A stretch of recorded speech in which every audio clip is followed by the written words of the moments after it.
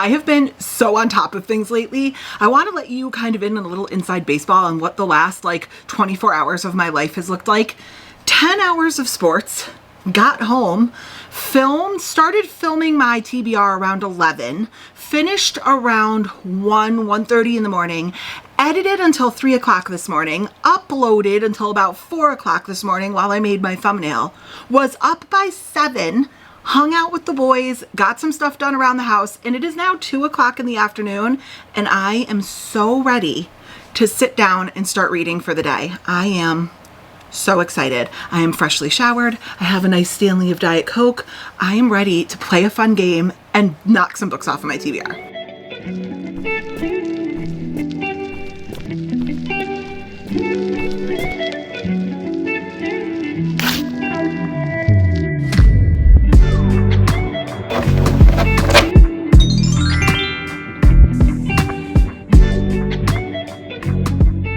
Hey guys, we are back directly off the heels of the TBR with another challenge video, and when I tell you that this might be the most excited I've been for a challenge since our Harry Potter spin wheel challenges, I have been working on this concept, this design, implementing this idea for maybe a month and a half.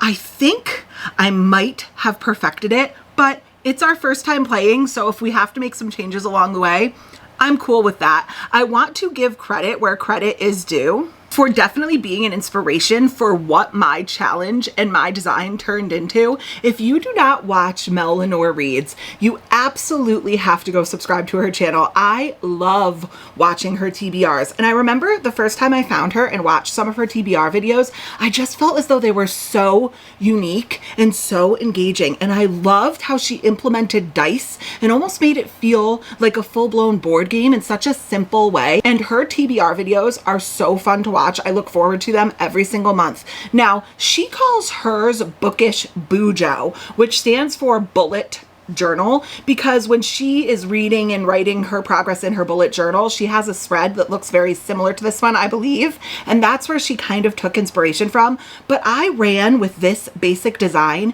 and this basic idea, and I created something completely my own. I want to introduce you to Bookish Yahtzee, or Books Yahtzee Booksy. Very original, I know. I created this board based off of Mel Lenore's design. Now hers is much larger. I believe she uses like a standard poster board. This is just a little bit of a smaller side. This is just a little bit of a smaller size, and it has obviously less options on it, but where hers works kind of like in her own way, mine is going to work almost like you're rolling dice in a Yahtzee game. So each of these squares not only has a prompt, but it has corresponding dice combinations that you have to get in order to qualify for that prompt. So for example, let's take this first square right here. This has 2 2s and 2 6s specifically. If I roll 2 2s and 2 6s, I could choose to do the prompt enemies to lovers, and so on. Now some of these little squares, like this one right here and this one right here, it can have a multiple number of combinations. So the specific dice are 1, 2, 3, 4, but any small straight will do. So anytime I get a small straight, just like in Yahtzee, it could be a 1, 2, 3, 4. It could be a 2, 3, 4, 5. It could be a 3, 4, 5, 6. Any small straight, I can do the academia prompt. This one down here has 3 5s, but right below it, it says 3 of a kind. So any 3 of a kind, I could roll 3 2s, 3 6s. I can choose the romantasy block. Like most of my challenges, I think it'll make more sense when we dive into it and just start playing, but it is pretty straightforward.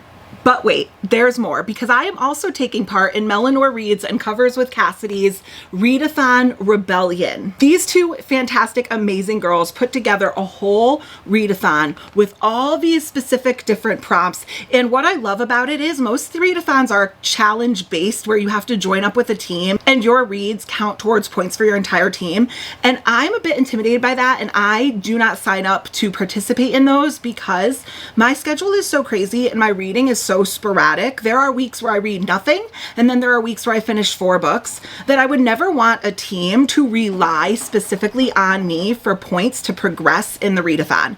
AKA, I would never want to feel like I was holding my team back, but this specific Readathon Rebellion is completely individual. You do not have a team, you do it completely by yourself, you go at your own pace. They actually give you different die to use to increase or decrease the complexity and the difficulty level. So I am choosing to do this just for fun as the easy way. We really would be remiss about talking about the Readathon Rebellion if we did not talk more in depth about the incredibly hard work that went into designing this readathon. I have the printed out instructions and prompts right here, and this is so in depth and it's only going to make it more fun to play. So let me give you a little bit of Mel's backstory so that the actual challenge of the readathon will make sense. So first, let's talk about the history of the world of our readathon. It says, once the land was peaceful, the 3 diviner orders, the hand, the eye, and the heart, all lived in harmony with the ordinaries. That was before the ancestors came. Gods of unimaginable power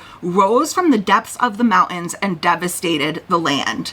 Now the diviners are all hiding, as anyone with their powers are hunted and a threat to ancestor rule is eliminated. The Order of Salice then developed in secret. They are the only ones with any chance of bringing down the ancestors. Diviners of all levels and types of power have been slowly coming out of hiding and seeking those of the order. You know that you must join them and help bring down the ancestors to restore your land to what it once was. Are you ready to do whatever it takes? And to make it even worse, the ancestors have now taken your leader that you call the silent specter of your land, and they have thrown her in a prison captive. In order to make sure that your rebellion can rise up and defeat the ancestors, you need to fight through rugged terrain and through mountains to get to Grimhold Prison, where you have intelligence that your silent specter is being held. All of this is necessary because your leader, the silent specter, is the only one in your land that is holding the secrets that are required to take down the ancestors and restore your land. So you have to join a battalion, either the hand, the eye, or the heart, to fight your way through this terrain to Grimhold Prison to free your specter to avenge your land. So along your route, there are 4 main objectives that you need to hit in order to free the silent specter. However, there are also side quests that you could do as well that will move you along further so that you get to her faster. So when I joined the readathon, I joined the hand battalion. Some of the prompts are specific to your battalion. So you'll flip a card and it will say, if you're in the hand, do this. If you're in the eye, do this. If you're in the heart, do this. So I will particularly be choosing hand prompts. But basically, we are going to take the Readathon Rebellion board and the Booksy board and try to see if we can knock prompts off of both of them at the same time this week, because I am, you guessed it, behind. So admittedly, it's a few hours later, but I was just reading and I realized I forgot to tell you guys what the consequence is if I ever lose a turn. So let's talk about it. So for anyone who's played Yahtzee, you know that if you roll your 5 dice 3 times and you can't make any combination, you have to take a 0 on one of your lines and you lose out on the points. So I was racking my brain for what I could use as a consequence if I lose a turn. So this is what I came up with. If I roll my 5 dice 3 times and I cannot make any of the available combinations that are still on the board, I have to spin the Wheel of Avoidance. What is the Wheel of Avoidance, you might ask? It is, just as it seems, a wheel of books that I have been avoiding for whatever reason. It could be because they're almost 1,000 pages. It could be because they're in a genre that I don't like.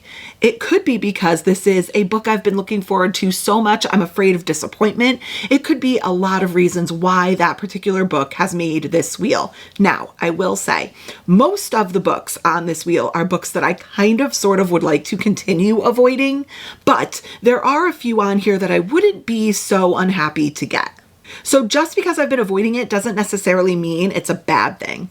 So we are going to roll our 5 dice 3 times, and if I cannot get any of the combinations, Wheel of Avoidance for me. Like I said, I think this will make more sense if we just jump right in and play, and you will, I promise, understand as we go. So here we are at our game board. We are first going to roll for what we get on Booksy, and we are going to roll for the Readathon Rebellion afterwards. So I have here a little dice holder with 5 differently colored 6-sided die. You can see them right here. So let's go ahead and give these a roll and see what we're going to get. Okay, We have 3 4s, oh my goodness, a 1 and a 5. Okay, so at our 3 4s, we can already do, let's see, our 3 of a kind, which is our romantasy. So I am going to pull our 4s. I'm going to put them over here. I'm going to leave them over here. Now, we could continue to go. I could hold either my 5 or my 1 and go for our full house. I would need 1 more of either one of those, or I could re-roll both and go for my 4 of a kind, which is Kindle Unlimited. Okay, so I'm already okay with romantasy, so the next 2 rolls are basically just going to be seeing if I could get something better.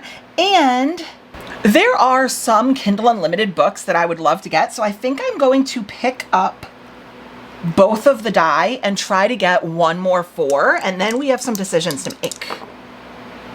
Oh, well, there's my full house. I got 2 5s. So I guess I don't even need to go 4 anymore because there are 3 of a kind and a full house. So I can choose between romantasy and hyped. I think I'm going to go with romantasy for my 3 of a kind. So now that I have used that square is out. I can't use it again. So we have to choose a romantasy, but we are not done yet because we have to roll for our Readathon Rebellion and see if we can't combine. So right here is the fantastic Readathon Rebellion board. So each of these little dots is a prompt. The blue ones are optional. You only have to do those if you land on them. But these 4 green ones are objectives that you must do in order to advance. So say, for example, you roll a 6. 1, 2, 3, 4, 5, 6. You would have to incorporate this blue prompt as well as completing your green objective. So as you play, you are going to pick up these associated cards that will give you your prompts to advance. So for example, number 6, when you landed on it, is an info gathering circle. I've already shuffled these. You would have to pick up an info gathering prompt and do both objective 1 and info gathering. So we are going to be playing as Harry Potter, of course. So I'm going to put him off to the side. And I, like I said, am going to be doing the easy mode. So I will be playing with only 2 6-sided die. If you would like to just do the objectives, that is the super, like almost like the guaranteed way to complete your rebellion. You can. If you want to increase the difficulty, they give you different die to use.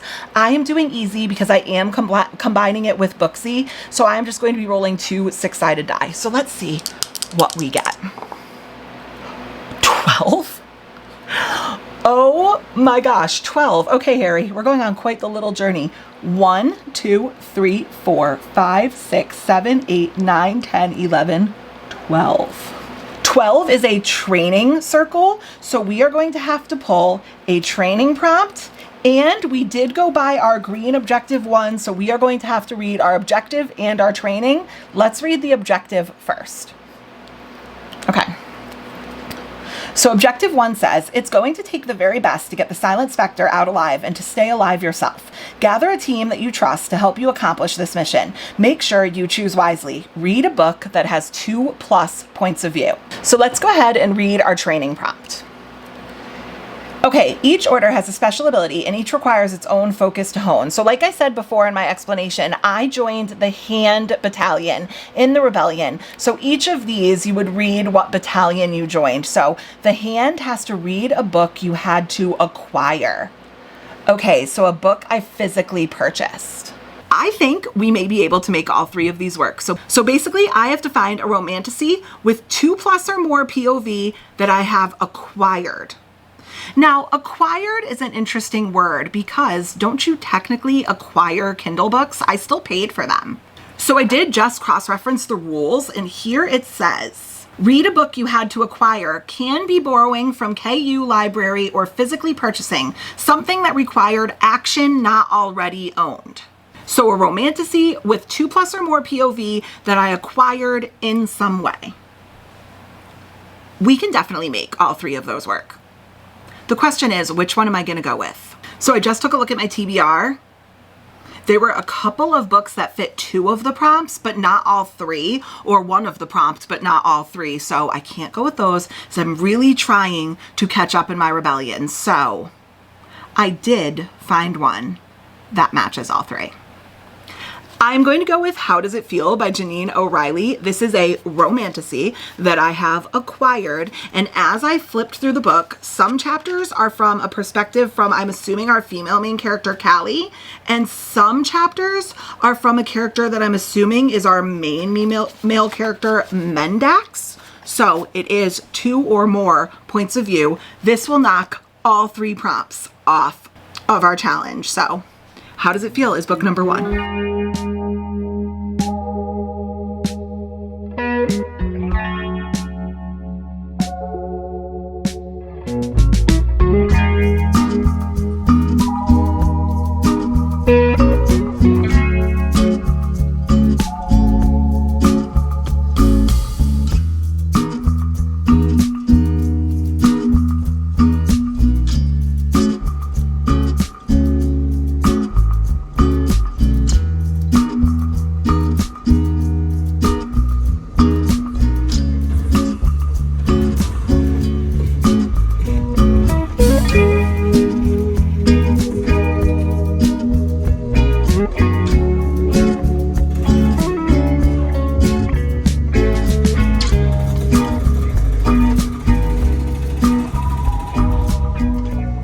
It is the next morning, and I am here to report that I fear Connecticut is in the full swings of autumn. I woke up this morning to do the school drop-offs because we're also back in school, and it was 52 degrees when I brought my son to school this morning, and I'm thinking to myself, hello, it's the beginning of September. Why are we doing this already? Like, tell me why I'm already having conversations with my husband about when we should close the pool. Last year, it stayed so warm for so long that we didn't close the pool until October. And don't quote me, but I'm pretty sure it was like the middle of October, because I remember I was getting ready to go to my dad's place in Cape Cod. And I was like, well, I want to close the pool before we go to Cape Cod. So it had to be like the middle of October. And it is now the beginning of September. And I'm already looking at my husband being like, realistically, it's 50 degrees at night. Like, are we going to swim? It's too cold. We might as well just close the pool. If we're not going to swim, why are we paying for it to stay open? You know what I'm saying? So, last year was simultaneously the longest winter, like the winter that refused to end, and also the shortest summer. The summer that you blink and it was over. I just don't get it. Hopefully we get a mild August, because whenever we don't have a mild August, we have a crazy winter. And our last few winters have been very mild, knock on wood, have been very, very mild, like very little snow. I don't feel like they've been that cold. I mean, like, we've had a couple of days in the 20s, but that's not, I know it sounds crazy, but that's not that crazy for Connecticut. Like, we've seen in the negatives consistently, so it hasn't really been that bad. Anyways, not what we're here to talk about. So I sat down yesterday and got 40% of the way into How Does It Feel? I keep saying, like, how do you feel? How does it feel? I'm reading on my Kindle, and I'm so conflicted about how I'm feeling about this book, because, like, let's just, like, get this out of the way. It's not good. Like, it's not classically good. You know what I'm saying? Like, or subjectively good, I guess is what I'm trying to say. Like, there's nothing about this book that's standing out for me. The writing isn't great, bit repetitive, bit cringy, bit heavy-handed. Like, the main male characters, like the grumpy, mean, warrior main male characters who are, like, gonna be the enemies to lovers. You know what I'm saying? Like, they're very gruff, but in a cringy way. Like, some of the stuff that comes out of their mouth, I'm just like, oh God, ugh. Like, we could have done it so much better. And the writing, particularly with them, is very much done for the shock value. Like, the main male characters say things and you're like, oh, okay, that was a lot. It was just very shocking, and it's meant to kind of disarm you in a shock value kind of way. That's what I mean when I say it's just written a bit heavy-handed. It's a little in your face. There's not a ton of subtlety in this book, is what I'm saying. So 40% of the way in, I think we're finally getting to the meat and potatoes of what this is about. I feel like it did take us a little bit long to get there, but we're getting there now. I'll take what I can get. So we're following our main female character, Callie. She is a biologist, entomologist, meaning she, like, studies bugs and biology. And somehow she has found her way to Willow Springs, which Side note, for any of my simmers, like people who play The Sims, every single time they talk about Willow Springs, I just envision Willow Springs in The Sims. And I'm like, that's our starter world. How is it even that intense? Like, everyone starts in Willow Springs. You know what I'm saying? But I need to move past that because this isn't The Sims. This is a book. So I'm envisioning Callie in Willow Springs in The Sims. And basically she is there to study the migratory patterns of the lunar moth or the Luna moth. And it's so funny because we have Luna moths in Connecticut. I don't know how widespread they are. I admittedly don't know a ton about the migratory patterns of Luna moths, but we do have them in Connecticut. I've seen a couple of them. They are particularly rare and they are particularly beautiful, but she is studying the migratory patterns because there is some sort of parasite or virus or something that's been killing the Luna moths, and she thinks that she has a solution to help them. However, the solution that she has come up with uses the psilocybin or like toxins from a particular mushroom, and she needs it in such high levels that she would need a lot of these mushrooms that are a bit elusive. So long story short, she befriends this crazy guy in Willow Springs that's kind of, you know, considered an outcast because he's a little odd, and he happens to know where these mushrooms are. But, you know, there's a mystery there because he seems kind of haunted by these mushrooms. And one day while she's out in the woods, she stumbles upon these mushrooms and then is magically transported through a portal to this very, very tumultuous fairy world that's in the middle of a war. And the war is at this point between the Seelie and Unseelie Fae. If you're not a fantasy reader, that's basically just like the good and the bad fairies. However, it may be spilling over into the human world, and Callie might have inadvertently stumbled into the middle of it. That's kind of where I've gotten so far, but the first 40% of this book was very meandering and like slow, and I felt like it could have been edited down a bit because we got a lot of like seemingly useless information about her at this rehab center that she works with while she's trying to figure out how to help the Luna moths, and we got a lot of entomological talk, and also we got some character development with some of the people in this book that now that she's in the fairy world, I'm assuming we're going to see them again and we're going to need to know that info. But at the time it was kind of like, what are we doing? Like, what are we doing right now? And all of that sounds negative, but with all that being said, it is not good and it's not well written. And I think the pacing needed a bit of editing. However, I'm thoroughly entertained. Like, I am so entertained. And I got through 40% of this book yesterday, like in a flash. I felt like I didn't even really read that much yesterday, and I'm 40% of the way through the book. So I'm definitely turning the pages and it's definitely holding my attention. However, the last half of this book is really going to determine whether or not I would even think it's worth continuing. Because at this point, although I'm entertained, I am like very on the fence. Like if you had to ask me right now, I am very 50-50 on whether what I've seen in the first 40% would be worth continuing, because I think there's now 4 books in this series. And I'm sitting here being like, what in the hell did she put in 4 books? Because the first book is already feeling a bit slow and outpaced.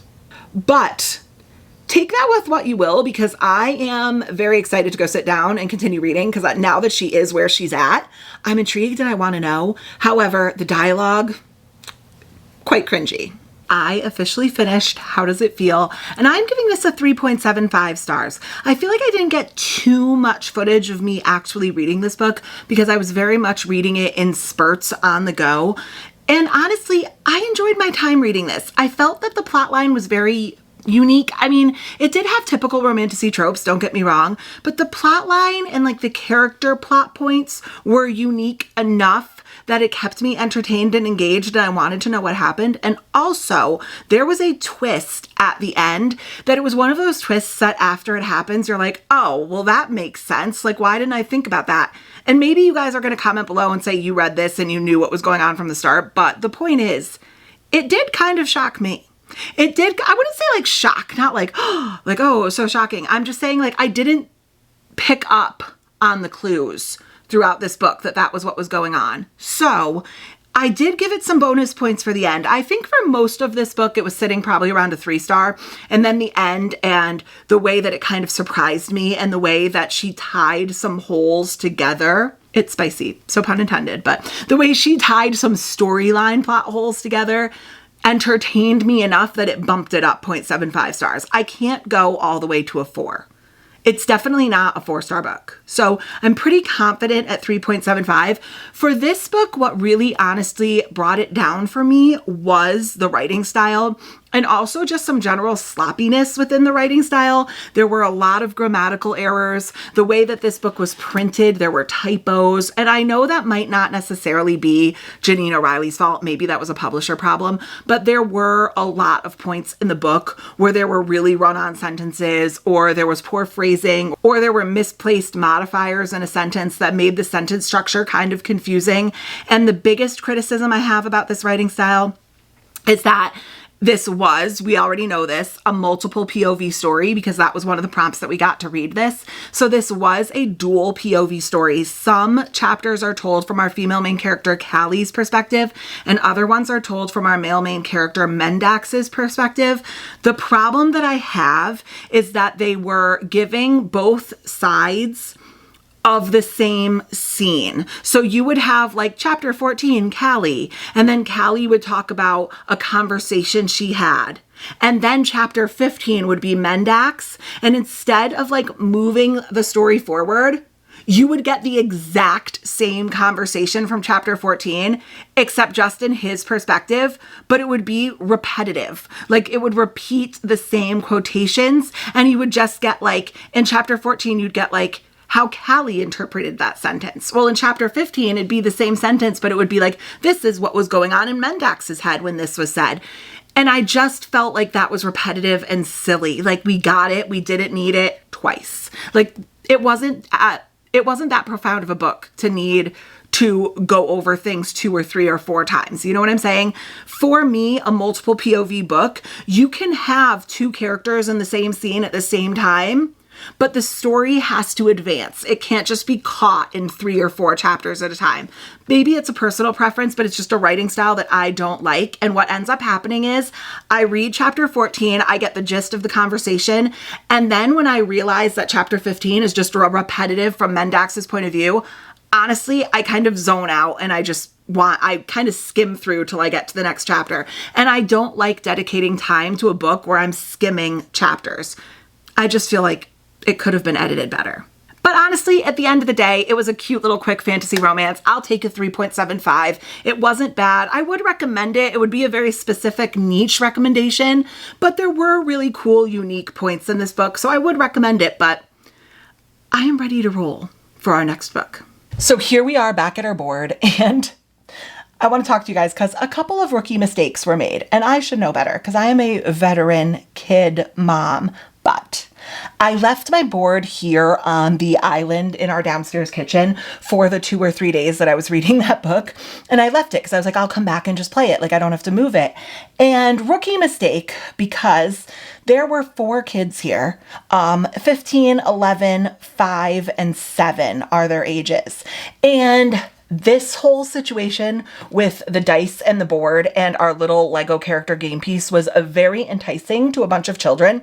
So if you see this, some water at some point made its way onto my board. Not quite sure how that happened, but whatever. Just ignore it. Pretend that it didn't happen. And also our little Harry Potter game piece that we were playing, our Readathon Rebellion, that was like our little game character. He has gone missing. I guarantee to you that they walked by and saw Legos and thought that is just too enticing not to take. So Harry is missing. We have not been able to locate him. He will get located. It is what it is. But kid chaos as always in this house. So those were a couple of little things that you might notice. But okay, so we've already gotten rid of 1 block. Let's go ahead and roll our dice and see what we're working with here. Let's give them a good, okay. We have a 2, a 3, a 4. Oops, that was a 4, I promise. And a 5, and then another 4. Okay, so we already have a small straight. So we could go for academia. However, we also have 2 4s. What would that leave us? 2 4s, 2 4s. We could go for our cartoon cover. We would need to get 1 more 2. We could go for start a series. We would need to get 1 more 3. Okay. I honestly am kind of happy with academia. So I might just take my small straight and go for a book with academia. Okay, I think that's what we're gonna do. I'm gonna take my small straight. I got a small straight right off the jump. I don't need to take fate in my hands. We are going to do a book somehow incorporating academia. So let me set up our other game board for Readathon Rebellion and we'll see if we can incorporate those prompts as well. Okay, here we go. So in lieu of Harry being missing, we are now Dumbledore. So Dumbledore is going right where we left him on this spot. We have this all set up. We're rolling our 2 dice. I don't think it is possible for us to reach objective number 2. So I think we're just gonna have 1 prompt right now. So let's go ahead and roll. Okay, we have a 6 and a 3. That's a 9. Okay, 1, 2, 3, 4, 5, 6, 7, 8, 9. What is this? That is a side quest. So we are going to pull a side quest card. We did not reach objective number 2 yet, so we don't have to mess around with that. So we're just gonna have 1 card pull. So here is our side quest pull right here, and it needs to be able to incorporate academia. Okay, let's see what it is. It says, you know stealth and precision are going to be needed, so you decide to take a night out in the city and see what you can find. Lifting a little coin off of an ancestor guard seems like just a way to keep you from getting rusty. Steal a book from someone's TBR. Oh my gosh, this is perfect because it's the beginning of September and all the TBRs just released and I've watched about 7,000 of them in the last few days. So steal a book from someone's TBR. So we have to try to find a book that incorporates academia on somebody else's TBR to be able to use both prompts. Challenge accepted, but I have a little research to do. I just spent like the last hour and a half watching 20 to 25 TBR videos, maybe even more, to be honest with you. And I also cross-referenced like a bunch of girlies that I follow on Bookstagram who also put together September TBRs, and I think I've come up with 3 options. I'm just staring at the light. So I have you on my island and I'm zooming in so you don't see the chaos that is some of the stuff that hasn't been cleaned up on my counters because this is real life. And I just realized that this light is going to be like right in your face. So if it's really aggressive, I'll blur it out or something on the footage when I'm editing. But like I said, I did watch a bunch of TBRs.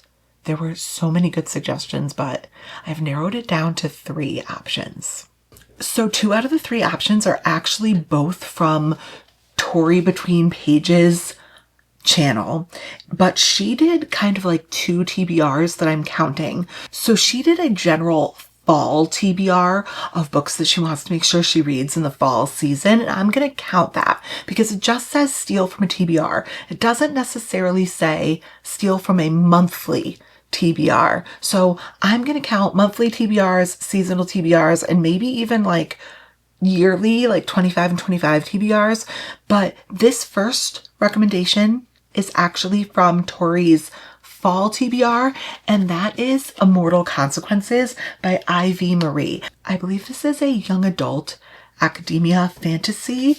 I'm not going to go too far into each of the synopses, but it says, welcome to Blackwood Academy, the legendary school located on the fringes of the afterlife. Once a pupil enters the academy's arched gates, there is no way out except for the decennial, a once-in-a-decade celebration in which a single worthy student is tested and given a choice. Graduate and join Blackwood's magical elite or cross over to the mysterious other side. This time, though, the rules have changed. This decennial isn't a celebration, it's a competition.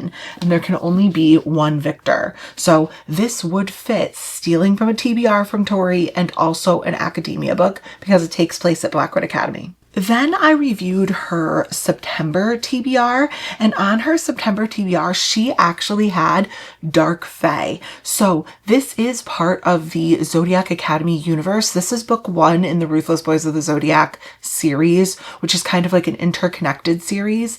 I read books 1 through 3 in Zodiac Academy, and according to the reading order that I'm following, which is Jamie's reading order from That Girl Reads, I would switch gears to Ruthless Boys of the Zodiac for a little bit, and the first book is Dark Fae. So this does take place, I believe it's called Aurora Academy, so it is another academic setting, and it would work. And then my third option I stole from Miss Ellen Catherine's September TBR, and that is Nocticadia. I think we've all kind of heard of this book, but this is on my 25 and 25 list. So it would be an academia book that I stole from someone's TBR that would also cross something off on my 25 and 25 list. Plus, it's a book that I've been dying to get to read. So it says, after watching my mother succumb to a mysterious illness, I promised myself two things. I'd find a cure for what ravaged her and leave the godforsaken city where she abandoned me. 4 years later, I received an acceptance letter from Nocticadia University, one of the oldest, most prestigious schools in the country. Nestled on a secluded island off the coast of Maine, it's rumored to be haunted by the souls of the mental patients exiled there centuries before. Those whose bones are said to make up the island's white sandy shores, and restless ghosts aren't even its most daunting peculiarity. This sounds dark. I'm kind of liking it for the Burr months, and I think it checks a lot of boxes. So I'm going with Nocticadia. This is just going to be a way to check too many boxes, and I can't pass up the opportunity. So Nocticadia is going to be our Academia TBR 25 and 25 read, and I'm so excited to dive into it. But hopefully I tear through this because admittedly, I don't really want to be reading this on vacation, and I go on vacation in a little bit, so hopefully I tear through this kind of chunker of a book. We're going to have a really vulnerable, really honest, really unrelated, honestly, chat, but it's on my heart, and I want to share it with you guys because I know I can't be the only mom out there that has these moments, so I have no updates on Nocticadia for you, but over this past weekend, something happened and it really upset me at first, but then I think at the end of the day, it really taught me a lesson and was also a learnable moment for my kids. So I want to talk to you guys a little bit about mom guilt. So I want to share with you guys a little bit of a long-winded scenario about what happened over the weekend that actually does affect this challenge and this game, but also talks about being a busy mom who struggles with a little bit of mom guilt sometimes. Okay, so for anyone who is new here, I am 37 years old. I have been married since I was 20, maybe 21, something like that. A long ass time, okay? A long ass time. And I have a 15-year-old and an 11-year-old son. And before I get into the semi-negative aspect of this story, I want to preface this by saying I am incredibly blessed with my two boys. And I'm not just saying this as like a mom thinks, their babies are great. I'm saying this as genuinely, it's not just my opinion of my boys. It's literally everyone who knows me opinion of my boys. Their teachers, their coaches, my friends, everyone who meets my boys just loves them. And they're just genuinely good human beings. I have two really good, kind, compassionate, low maintenance, proactive, sweet, funny, respectful boys, okay? And honestly, I'm not even saying that as like, oh, I'm taking credit for this, okay? I would hope that their father in my parenting has contributed, but I think it honestly just is in their soul. That's my opinion. They're two very good people, and they're two very good kids. However, at the end of a crazy day, they are still kids, okay? They are still self-absorbed as children are. They are all just naturally a little self-absorbed. So one of the ways that my children, who are fantastic, are kids, is irresponsibility. A little bit of irresponsibility. And because I am so actively involved in their lives, I think sometimes they become not ungrateful. My children are never ungrateful. Maybe, what's the word? Maybe entitled. And by that, I mean, they just kind of assume that mommy will take care of things. You know what I'm saying? And on the one hand, it's like, I love that. I want them to be able to depend on me. But on the other hand, they need to be a little bit more self-sufficient sometimes. They can't just put everything on my plate. So, and I'm saying this once again as like, I'm hoping that there's a mom somewhere on the other side of this screen that just understands what I'm saying, that you love your kids so intensely and you really just admire the people that they are and you think the world of them, but they still have flaws and they're still children. And my children have been blessed to have me around all the time, right? And unfortunately, sometimes the negative side of that is they're like, oh, mom's got this. Mom will take care of it. Mom will do it. We don't have to say anything. Mom will do it. Like that's kind of just the little bit of entitlement that is seeped through the cracks of having me around all the time. And also just a general, maybe like a malaise, like a little bit of a laziness.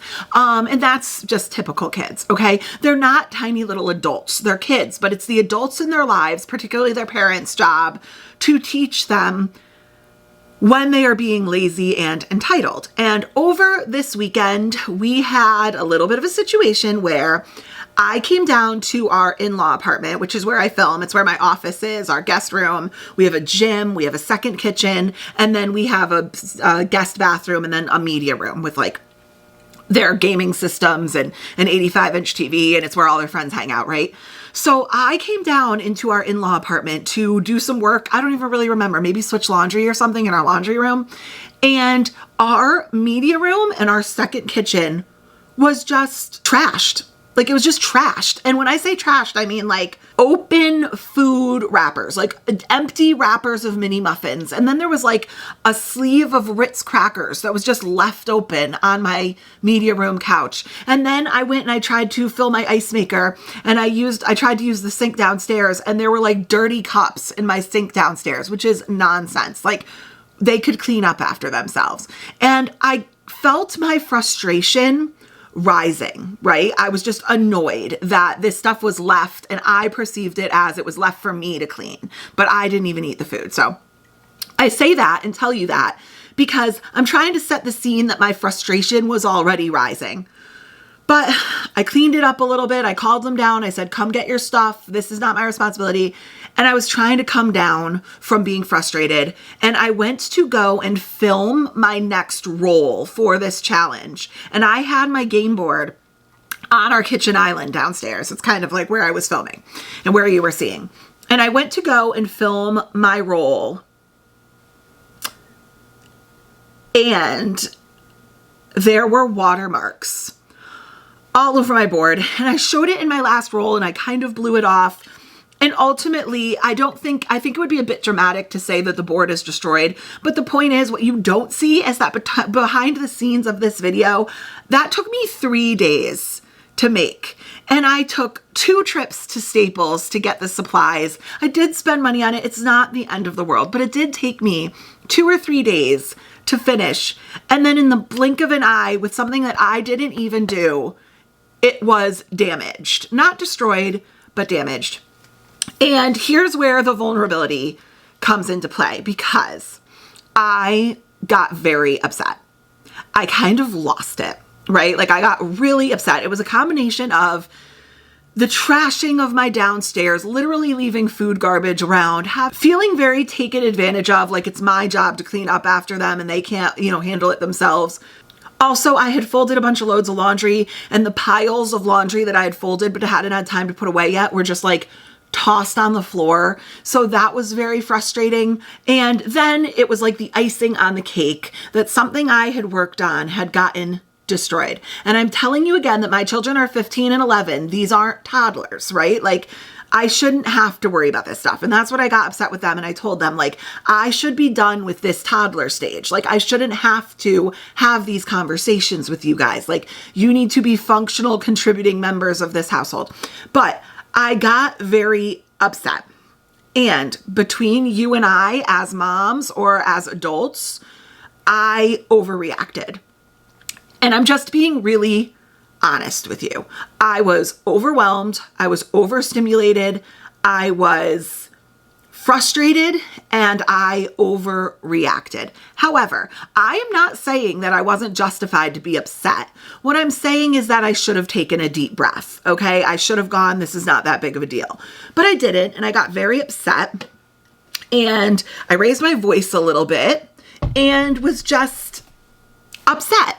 And in response, I did tell them they spent their entire Sunday cleaning because I said to them, whose job is this? Who is going to clean this? Is it going to be me? I am going to clean messes that I didn't make.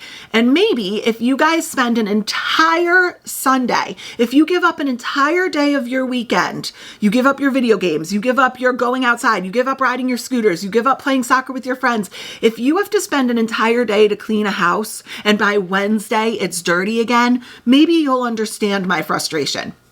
If you spent 3 hours doing a school project and I came in and just tossed water on it, maybe you would understand why I was so frustrated. But I did overreact. I did get more upset than I probably should have. And I'm telling you that because when I took a deep breath an hour later, I felt guilty. I don't know if anybody else has this, but whenever you like get upset or you yell or you raise your voice, and then afterwards you just feel this intense guilt, like I should have just took a breather. You know what I'm saying? So I am going to show you the old board. Honestly, the damage is more obvious in person. However, I'm going to show you this. This is the board that we've been working with. I don't even know if you're going to be able to see it, but from about right here to about right here, there's water damage, and I could feel it, like it's buckled on the side. There's a spot on the corner that's also buckled. However, all of that long-winded story, because it ended up being a teachable moment for my kids on multiple levels, because I would probably have never told you guys this, but I talked in the beginning about how I was inspired by Eleanor Reed's bookish Bujo TBR, but I was just very loosely inspired. I've always been going for more of like a Yahtzee theme, a booksy theme.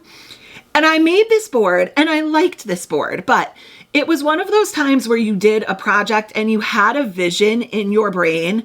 And then when you completed the project, it was functional, but it just didn't reach my vision. This is not what I envisioned. And I'm going to be totally honest with you. This doesn't scream Yahtzee to me. It's cool, but it doesn't accomplish the goal that was in my head. I really, really wanted to lean heavy on the Yahtzee theming. And while it is cool, it just doesn't do that. So I said, maybe this was a sign from God that I should stop half-assing this, right? It got damaged. It is what it is. Maybe this happened for a reason and we can make some lemons out of lemonade. And despite overreacting and feeling really guilty, I can make a teachable moment with my kids where I can show them that you can push through and sometimes things turn out better in the end. So I drove my tired, guilty mom butt back to Staples and I got a couple more supplies and I said, I'm going to do this the way I want it. I am not going to quit until my Yahtzee booksy vision has been accomplished. So I spent all night last night, which was Sunday, the Sunday they were cleaning. I spent 3 or 4 hours really brainstorming and trying to accomplish this. And let me go grab something. We have a new board. So this is full-size poster board. I'm obviously going to take you on a little bit of a tour in a minute. I don't have to like hold it up like an idiot, but this is our new board that I came up with. I think that this turned out exactly as I had envisioned it. This is what was in my head when I thought about this challenge. This was what I wanted to accomplish. And to me, this is almost an exact replica of a Yahtzee card. So like I said, I spent about 4 hours making this yesterday. This is the board we are going to continue this challenge with, and I'm going to take you on a little tour in a minute, but long story short, I ended up finishing this and I called my boys downstairs and I showed them the old board and then I took this out and they were just like mind blown. They were like, Mom, that looks so cool. And I said, hey guys, all of this to tell you that sometimes bad things happen so that better things can be the result. Sometimes we go through adversity and it feels catastrophic and it feels horrible and you might even behave in a way you're not totally proud of while you're in the midst of it. But if you just take a breath and say, I'm going to fix it, sometimes the result turns out better than the original. And in this case, I think this is a classic example. And I said, at the end of the day, If you guys hadn't gotten water on my board, I would have just kept using a board that didn't accomplish my vision, that wasn't exactly what I wanted. And I'm not saying thank you for being irresponsible, but I am saying this is a classic example of pushing through adversity. I hate saying adversity because it's not that serious, right? But like it is. It was a little bit of an adverse time, pushing through adversity to come out better on the other side and making lemons out of lemonade. So let me show you this new and improved Booksy board, the one we will be continuing with moving on mid-video because that is my brand of chaos. And hopefully you guys like it. And also, if you're a mom, you're gonna feel guilty sometimes, and we are all just waking up every single day, putting our feet on the ground and doing our best, right? And as long as your children are fed and healthy and happy and are doing good in school and are kind human beings, you're doing all right in my book, okay? So you knock it off and be kind to yourself. Go get a coffee. So here is our new and improved Booksy board. Sorry if it's a little echoey. I also have a little bit of a light trying to shine on it because the top half of it was a little dark. We're gonna have to figure that out because it's so much bigger, but here is our new and improved Booksy board. So down here, I already took some of the stuff that we had on our old board and I converted it over here, but this is going to work like classic Yahtzee. So here in this upper section, we have your 1s, your 2s, your 3s, your 4s, your 5s, and your 6s, just like in regular Yahtzee. Those are the ones that you have to spin and count. You have to add how many of those numbers you get to add to your score. Up here I said, have nothing, spin the wheel of avoidance. We're still doing that. And then just like in classic Yahtzee, we have this section to total our points. So after I am done adding all of these points, I will be putting our score here. If I get over 63 in the top section, I get a 35-point bonus. And then here is the total of the upper section, whether or not I get the bonus. Then down at the bottom, let me pull this up a little bit for you. There you go.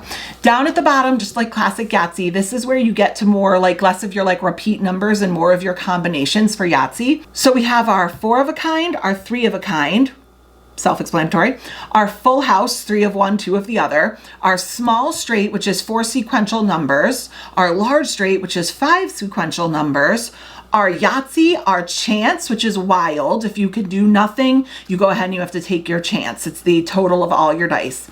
And then here is a Yahtzee bonus, which is only used if you get multiple Yahtzees. It's very uncommon, but it does happen. So here are the scores for if I'm able to accomplish each of those things. Now here in these third columns throughout the entire thing, you will see a prompt. So basically, if I get 4 4s and I'm going to use my 4 of a kind, I add up the total of all the dice for the score, and the prompt is a Kindle Unlimited book. When I choose that and I cover it with my Post-it note, I am going to write my score right here on the Post-it note. So in our last 2 spins of this challenge, we did use our 3 of a kind. I added the total of all the dice to get a score of 22. And I did our prompt, which was romantasy. When I got our small straight, I forget what it was. I think it was a 1, 2, 3, 4, something like that. I got 30 points, so I added that. And I did our prompt, which was academia. So those were the 2 we already did. Right down here in our scoring bracket, this will be the total points of the lower section added to the total points of the upper section for our grand total score. So why even take score at all? Why assign point levels? Well, in order to make this more like Yahtzee, I wanted to have a scorecard, which is what you're looking at. This is our Booksy scorecard. And I think, I'm not entirely sure yet, but I think what I want to do is any month that I get over 265 points, which is tough, by the way, I'm going to allow myself to pick some sort of prize. And off the top of my head, a couple of options would be removing a book and picking a wild book on my next TBR. So I get to remove a book that I had chosen and put on any one that I want. Or something like buying a new release full price, because I very, very rarely buy books full price. I wait for them to go on sale, either print or Kindle, and buy them that way. Or maybe it's driving to a coffee shop that's an hour away that I've wanted to try for years, that I've just kind of never done. So I want to reward myself if I get 270 points on this card. So this is our new and improved board. I honestly think it is so much better than our old board, and I definitely think it reads the goal of Yahtzee much better. So hopefully that long rant was relatable to some of you guys out there as moms, as people, as wives, in your job, in your family life, in your friendships. Hopefully it was relatable. And at the end of all this, I hope you take that sometimes bad things happen so that better things can come out at the end, because I think this is how this board should have looked from the beginning. And that bit of adversity pushed me to make it even better. So this is the board we will be using forward, and I hope you guys all like it.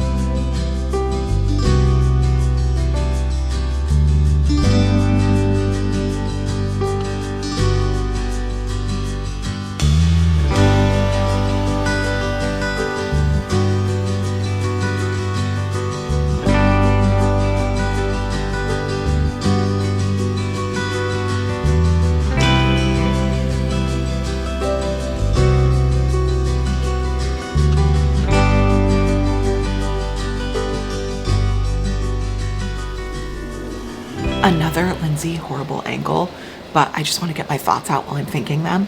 So sorry you're like all up in my grill. I am now on chapter 2 of Nocticadia. I'm literally like page 30, 40% of the way in. So not even close to like far enough into the book to give you like actual thoughts, but I can already tell that this writing style is going to speak to me.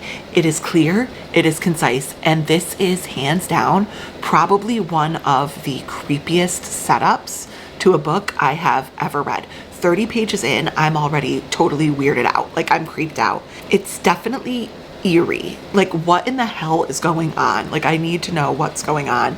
It's kind of like yucky in like a slithery, yucky, gross way, but I'm intrigued by what's happening, because it's almost like when you watch like the first 10 minutes of a scary movie, but one of the scary movies that like throws you right in to the creepiness. Like, I don't know how to describe it. Not a scary movie that has 20 minutes of character building where you have to learn the characters and see the high school or see the family, or, oh, you go through her daily life. Like, one of those scary movies that the opening credits finish and it's immediately like, bam.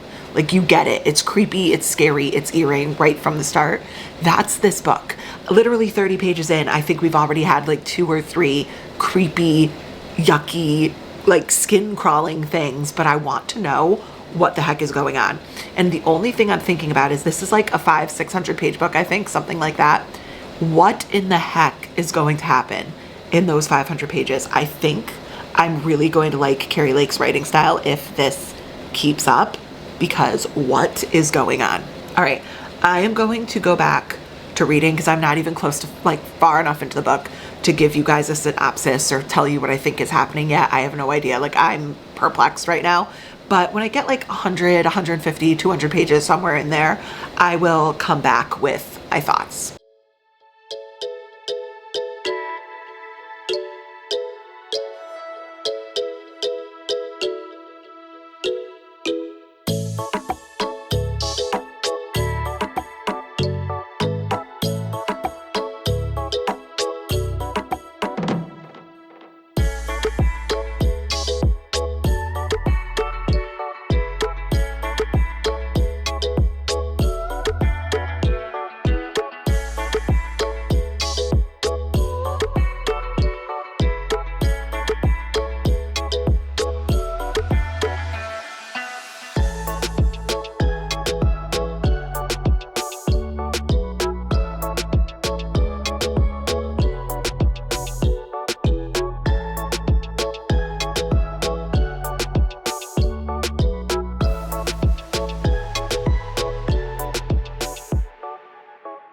Different filming spot today and on a quite overcast day, because of course it is, but I did want to come in and give you guys my final thoughts because I did finish Nocticadia while I was on my cruise.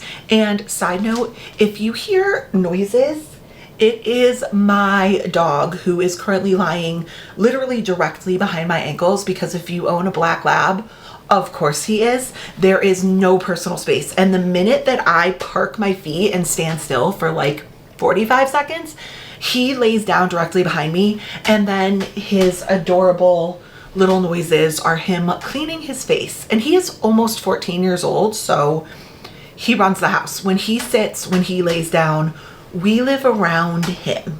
We do not ask him to move, you know what I'm saying? But he is currently cleaning his face, and it's adorable, but he's hitting his claws on my tile floor. So that is what you hear. If you hear some clicking in the background, he is literally right here, and he's 90 pounds. So, you know, he's big and intrusive, and I'm gonna break my neck on him one day, but if that's the way I go, that's the way I go. Right, buddy? Right. Okay. Anyways, I did finish Nocticadia during vacation, and I'm going to be honest with you, I'm going to give a very brief kind of final wrap-up thought here, because I gave a very in-depth review and thought in my cruise with us video, which I'll link in the description down below if you haven't watched it and you want like some more specific details or like a longer winded explanation of what I thought, because Nocticadia ended up being the only book I read on our vacation. So I really went into depth on my reading experience, my thoughts.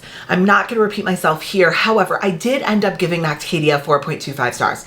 I ended up loving this book.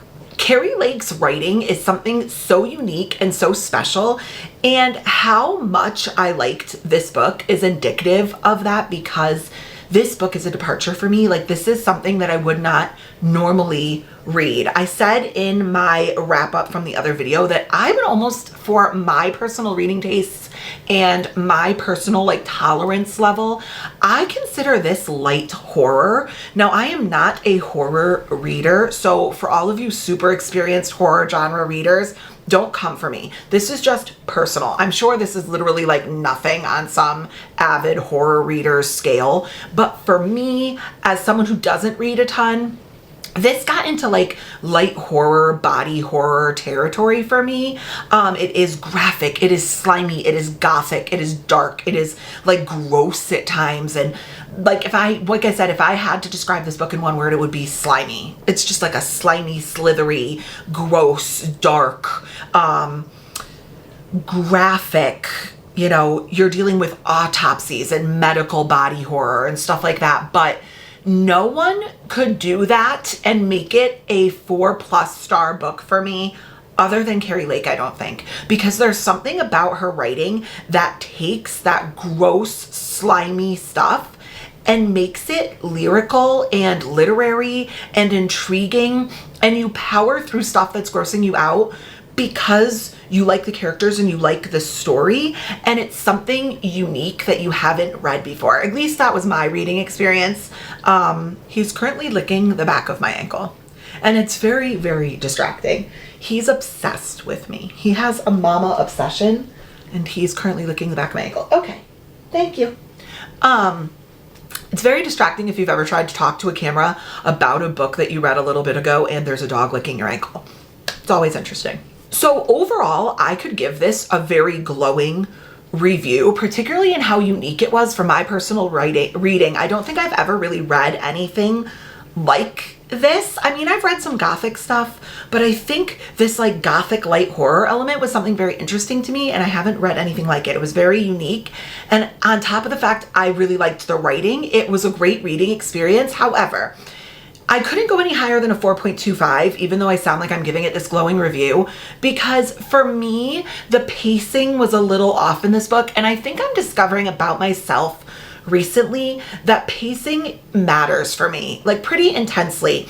I was talking to somebody at work the other day about this, about how I really, really dislike an intense, extreme, slow burn book, but I also don't really love like an insta lust book. Like there's like this very careful balance for me in love stories between like, I see her and I'm obsessed with her and I'm gonna marry her in the first 5 minutes, and like 600 pages before we get a handhold. Like, it has to be somewhere between for me to hold my attention. So that's in the romance genre, but in this particular genre, that same instance kind of applies. So What I found in this book was it was a roller coaster of action and doldrums and action and doldrums. And although that did take you on some like emotional ups and downs, it also exhausted me a little bit sometimes. And there would be 4 chapters of action and then a couple chapters that I didn't really care about because I wanted to resolve that action plot point. So for me, after a couple of ups and downs, the pacing got a little weird. I don't know if I'm describing this right, but I did say in my other wrap up that there were times I found myself tempted to skim through a slow chapter or two to get back to the original action because it kind of had a strange sequential flow where you didn't really get resolutions to the conflict right away. You had to like power through a couple of slow chapters to get back into it. And that was a frustrating thing for me sometimes as someone who was really locked into the story. So I really loved it. 4.25, super unique, interesting, dark read, but also some issues with the pacing. So with that being said, we are going to roll one more time and see what we got. Okay, so for right now, because I'm on a bit of time crunch, I'm going to be holding this. So sorry if it's a little shaky. I'm just holding my phone. But okay, so now we have to figure out what we're rolling next. So I'm just kind of flipping the dice around. Okay, let's see what we're going to get. Okay, I know that I have a couple of buddy reads and like the Homey and Homely book club that I would like to get. Okay, what do we have? 4, 4, 4. Okay, so I have 3 4s and a 5 and a 1. What is 4? Okay, 4s are book box, or if I were to use it, I already used my 3 of a kind, so I couldn't do that. If I went for my 4 of a kind, I could do a Kindle Unlimited. I also have my Chance still, which is a cartoon cover. That's not horrible, but that would mean I would keep my 5. All right. So the worst case scenario right now is I go for book box, which isn't horrible. So I think I'm going to pick these 2 up and I'm going to see if I can get another. Oh my God. Did you guys see that? Are you seeing this?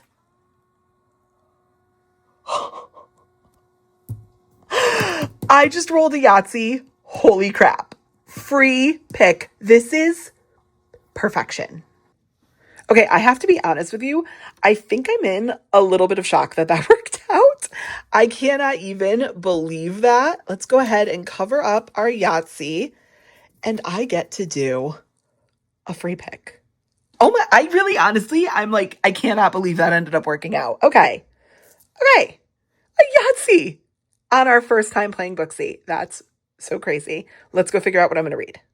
Okay, now let's see what the Readathon Rebellion has in store for us. And once again, I'm sorry that I'm holding my phone, but I don't have my tripod. I'm too lazy to go get it. However, we do have exciting news here because Harry has been located. He was found. He is our little game character again. I'm so excited to have Harry back. Not that I didn't love playing as Dumbledore, but there's something so adorable about my little Harry figure. So we are going to put him right back where we were. Other thing, last time I realized I could have taken this bridge. There's 2 bridges up on this board, one right here and one right there. And I didn't take it. It's fine. It worked out. But let's go ahead and roll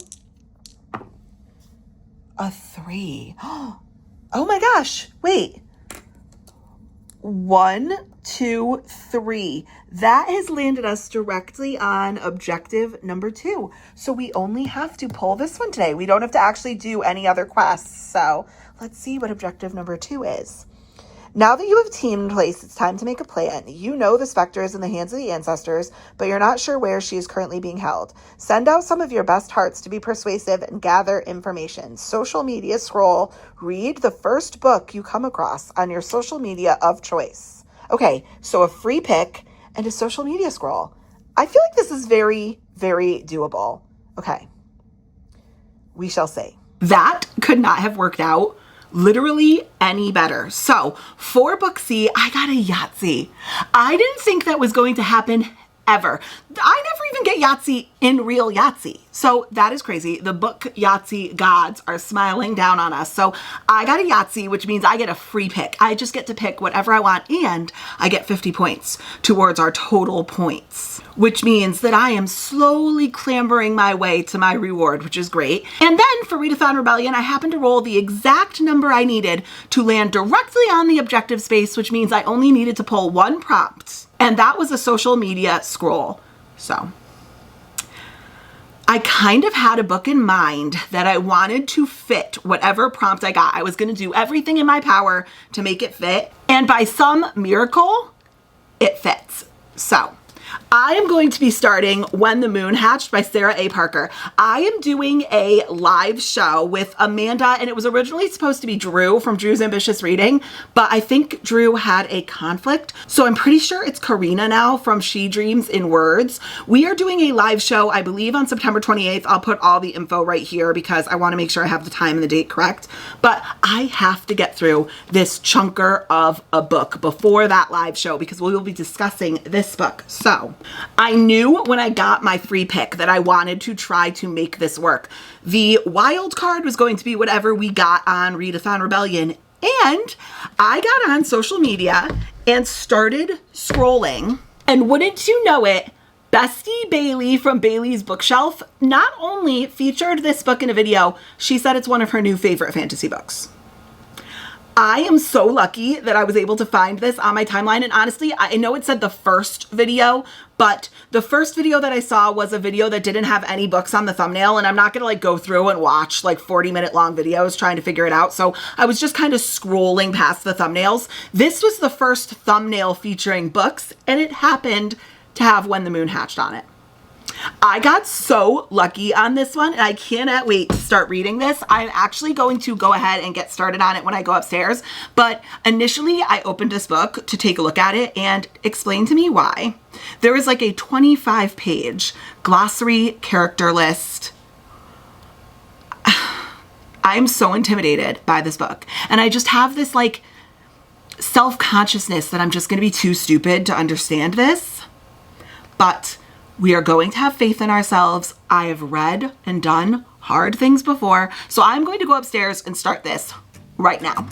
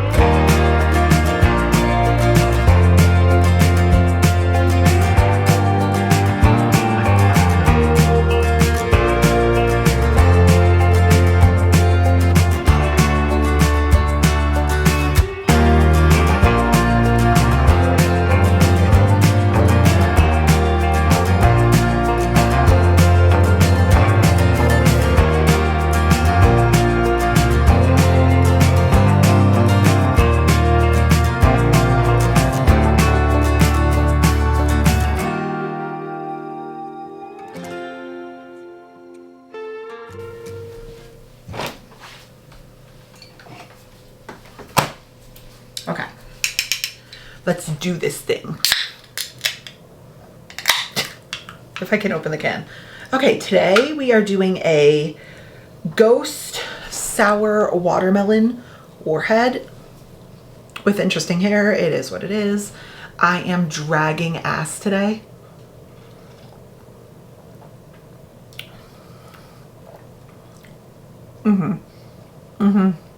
If you love sour stuff like I do, I'm a sour strip, warhead, sour lemonade, like anything sour. If you like sour, try the Warhead's Ghost energy drink. They do watermelon, sour green apple, and blue raspberry, and all of them are top tier. So I need this baby to kick in like yesterday. So let's get that done.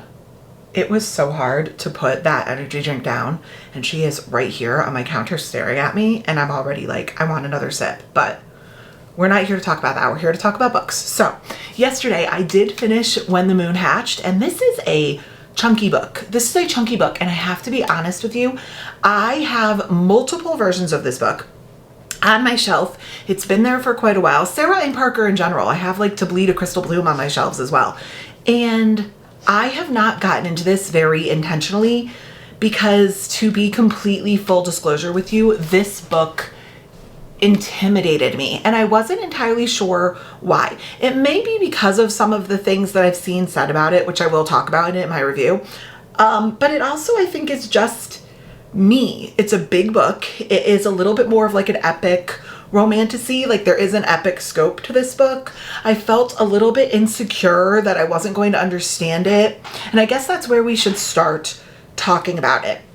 My assumptions, maybe poor assumptions, my assumption and my, preconceived notion going into this book was what I had seen people say either in booktube reviews or on Goodreads. And what I had seen people say was that this was very hard to understand, or like honestly like damn near impossible to understand. And I'm giving this a 4-star, and I have criticisms of it, but they weren't based on those. Like, I did not find this super hard to understand. And honestly, I thought that that was going to be correct. I thought I just did not have the brain power to understand this book, considering the first thing you see when you open this book is a 1, 2, 3, 4, 5, 6, 7, 8.5 page glossary. Oh no, I'm sorry.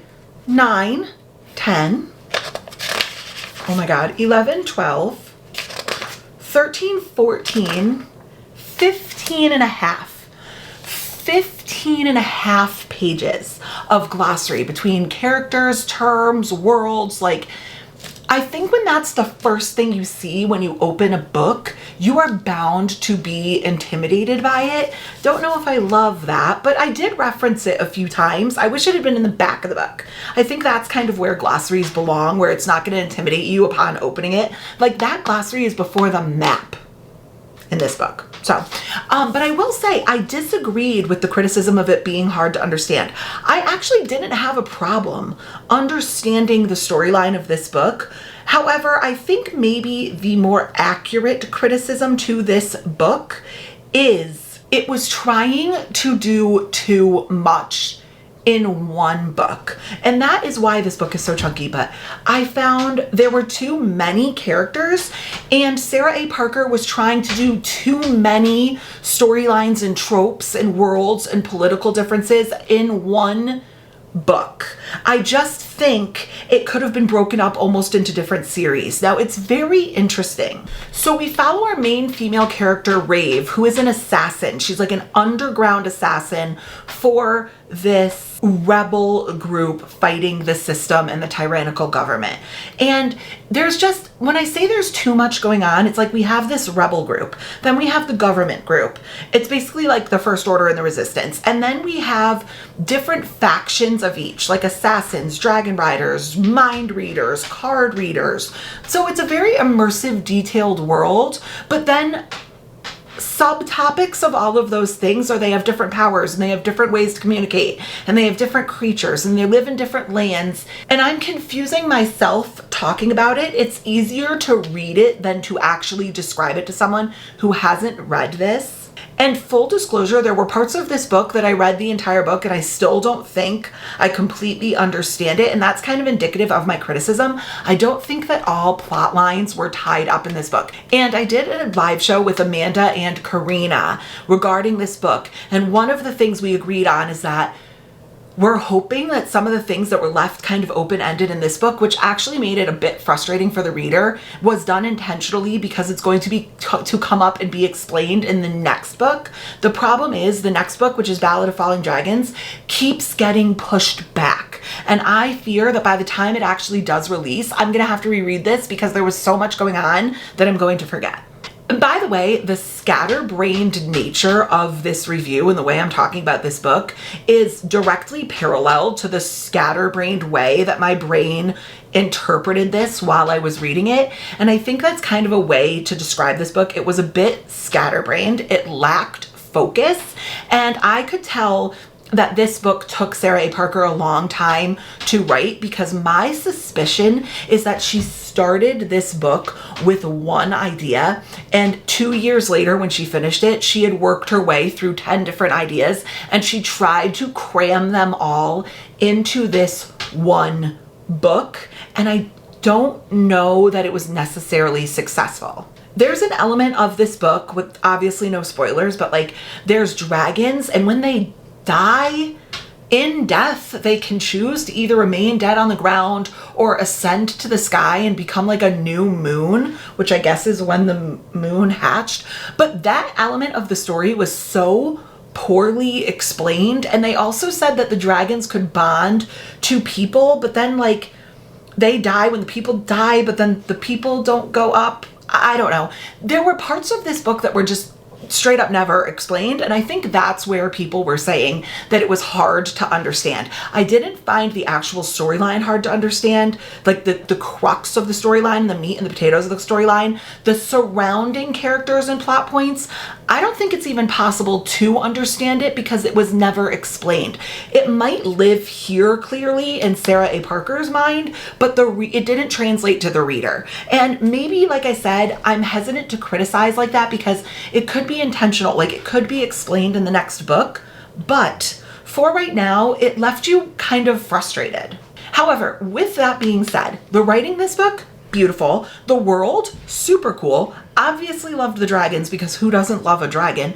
And I actually bought the romance between two characters in this book and I was invested and I liked the main male character. I found our main female character a little annoying. Like she was this like boss babe I'm never going to open up to love, but also that made her very closed off to our main male character. But then she kind of criticized him when he got a little bit like hot and cold with her. So I was kind of like, yeah, but you've been hot and cold with him this whole time. You know what I'm saying? Like what's good for the goose is good for the gander, rave. Like, I don't know. She was a little annoying. Also, she was supposed to be like the most badass woman in this world, like this deadly assassin, this intelligent, smart woman out there kicking butt and taking names and like finding her way out of all these conflicts and so highly intelligent. But then like she couldn't fight her way out of a paper bag sometimes and like needed assistance, or like some of the decisions she made was just straight up stupid. And I found it like very convenient that she would just get out of those problems because it wasn't very well thought out. So like little things like that kind of come up as frustrations in a lot of romantasy books. This is not the first time that's happened, but I liked it. It was a 4-star. Do I think it probably should have been edited better and it probably should have been focused more during the editing process? I do. And do I wish that she had taken out like 3 elements of the storyline and explained the 3 that were already there? I do. However, I can't really give that like take away points as a demerit until I read the second book. However, I will say this. When and if Ballad of Falling Dragons ever comes out and those aren't explained, and I'm as kind of like perplexed by the end of that book as I am with this one, and in a frustrating way, not a good way, I don't think I could say with my full confident chest that this is worth the amount of pages I flipped and the amount of time I spent. But right now, I liked it. I'm intrigued. I'm going to continue. However, it's in a little bit of like a trial period. Don't mind my dishwasher finishing. It's in a little bit of like a holding pattern, let's say, until then I finish the next book and we can see if those plot points are going to be tied up. That was such an incredibly long and meandering way to tell you that this was 4 stars and it was good, but it was a little confusing. I could have just said that. And that's it, guys. These are the 3 books we read this week. I think this was a really, really, really good reading week. Let's do a really quick recap and then we'll finish this up. I started the week reading How Does It Feel? And I gave it a 3.75 stars. You know, entertaining, but the more I think about it, I would probably be convinced to like lower it like a half a star rating, maybe like a 3.25. I am going to continue. I don't know that I would necessarily prioritize this series before other ones I'm in the middle of, but you never know. Next up, before, during, and after vacation, I jumped into Nocticadia. This was the breakout star of the week for me, I think. This was a 4.25 stars. I will continue. I am so excited to get into Anathema next. That is just like the perfect burr month, like September, October, November book. So hopefully I can squeeze it in. And last but not least, like I just discussed, I read When the Moon Hatched. And I gave it a 4 star. Not gonna say much more about that. I literally closed the book and then jumped on camera. So I'm still kind of like reeling and like processing my thoughts about it because there's so much to process, but overall, really solid, really good. And that's it, guys. We went on a damn journey in this video. Rambly journey, but I think it ended up coming out really well at the end. And I'm not gonna go on another tangent, but like if you took anything from this video, it's that sometimes you need to adjust and overcome and it ends up better at the end. So I hope you liked this challenge. If you liked it and you want to see me using my Booksy board in more challenges, I did and I will save where the post-it notes are and save my points. We can maybe play once a month and earn some points, and then at the end of the Booksy we can choose a reward together maybe and go and spend them in the end of the last video when my board is full. I don't know. I feel like that would be a pretty good one. And you guys didn't get to see the Wheel of Avoidance in this video, and you probably won't for a bit until my board gets a little bit more narrowed down, because right now there's just so many options that the chances of me not being able to do anything with my dice were not very good. So if you like this and you want to see Booksy make a return in the future, comment below. And then if you have stayed this whole time, comment the dice emoji for Booksy dice and how I think relatively kind they were to me this week. We did get a Yahtzee. And then do all the things that you are so good at doing, like, comment,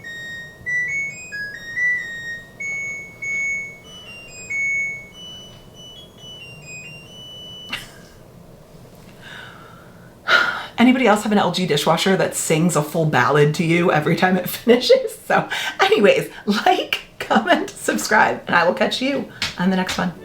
Bye, guys.